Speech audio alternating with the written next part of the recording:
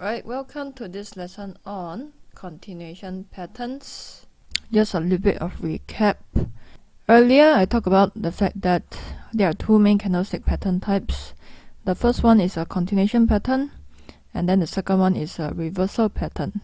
Candlestick patterns is not a black and white kind of thing. It doesn't mean that, okay, if you see this candlestick pattern, then forever it will be a continuation pattern. Sometimes it can change to a reversal pattern.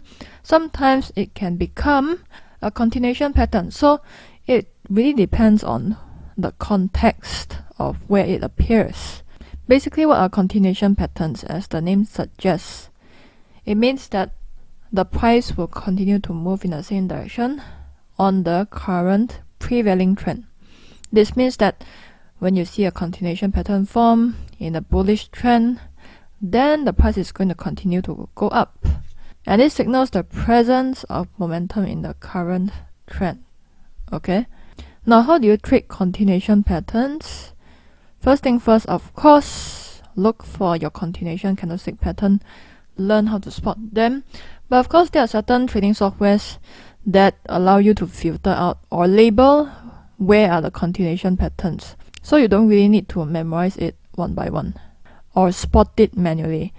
Look for a test confluence of dynamic support and resistance areas. So you can see I drew a resistance line over here, okay? And price broke this resistance line. After that, price came down a little bit, test this resistance line and then bounce off. It became support, comes back down again, then bounce off from this support.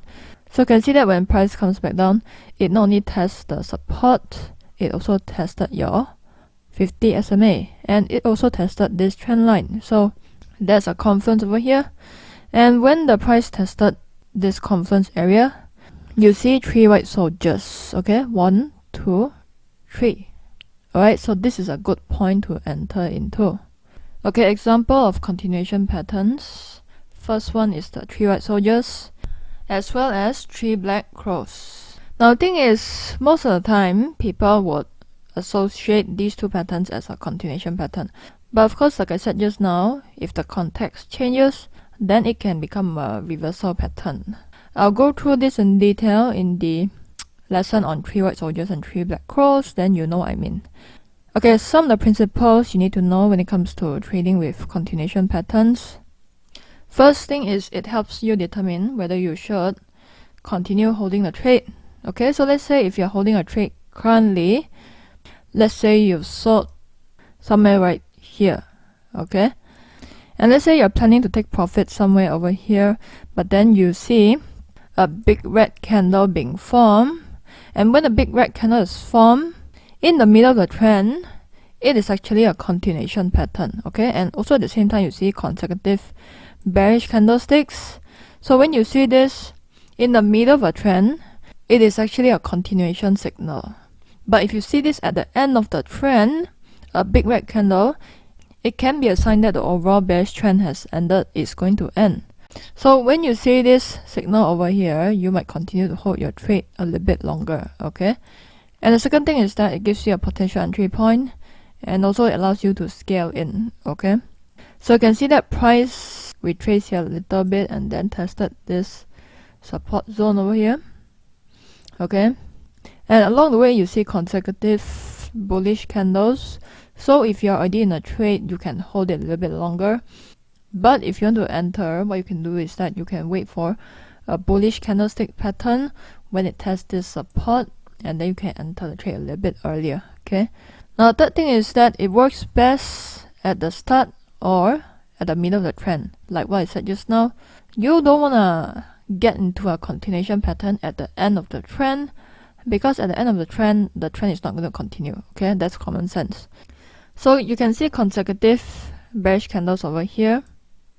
If you're still at the middle of the trend, then you can potentially hold the trade a bit longer. But if you see consecutive bearish candles, for example over here, at the end of the trend, where it tests a support over here, and where price make an almost 90-degree drop, and not only that, oftentimes you see a bullish divergence in your momentum indicator. You'll learn this more when you go through the momentum indicator lessons. So all these clues will tell you that, okay, this is the end of the trend, then you better get out, okay? So it doesn't mean that when you see 3 black cross, then you need to sell all the time. And also at the same time, doesn't mean that if you see 3 white soldiers, then you need to straight away buy. If you buy at the end of the trend, you're going to get killed, okay? And also if you buy when it is approaching resistance, then of course it's not going to work out. If you like to enter on a retracement, to the moving average or to a support, just take note of the angle of the retracement. You don't want the retracement to happen too fast. You know what I'm saying? You want to enter the retracement where the price just gradually goes back to, let's say for example, 50 SMA. Then that is a good time to enter. So for example, you see this is the uptrend over here. The price retrace just right down really fast, a big red candle. You don't want to enter to this kind of retracements. You know what I'm saying? A better retracement would be something like that, okay? You see gradually small candles are being formed, and then gradually the price came down and test this 50 SMA.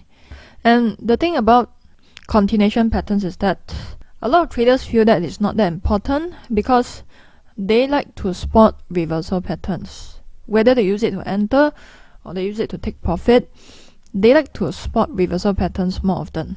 But let me tell you something, continuation patterns is just as important because it allows you to hold your trades a bit longer and hence it allows you to make more profits, okay? So make sure you study continuation patterns just as much as you study the reversal patterns. Okay, so with that, I'll talk to you in the next video. Bye.